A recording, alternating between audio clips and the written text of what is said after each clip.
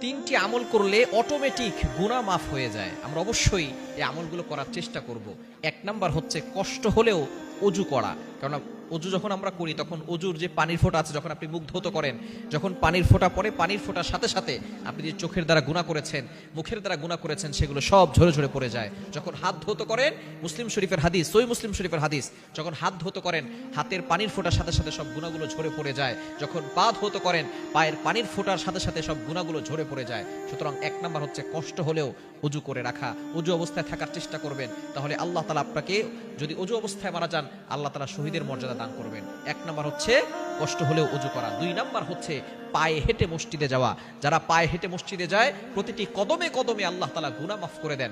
এবং তিন নাম্বার হচ্ছে নামাজের জন্য অপেক্ষা করা। ফজর পড়েছেন, একটু আগে আগে মসজিদে গিয়ে নামাজের জন্য অপেক্ষা করেন, আপনি নামাজের সওয়াব পাবেন। ফজর পড়েছেন, জোহরের জন্য অপেক্ষা করেন, জোহর পড়েছেন, আসরের জন্য অপেক্ষা করেন। এই অপেক্ষা করলে আল্লাহ তাআলা নামাজের সওয়াব দেন এবং গুনাহ মাফ করে দেন। সুতরাং এই তিনটি আমল করলে অটোমেটিক আপনার গুনাহ মাফ হবে। সুতরাং এই তিনটি আমল কখনো ছাড়বেন না।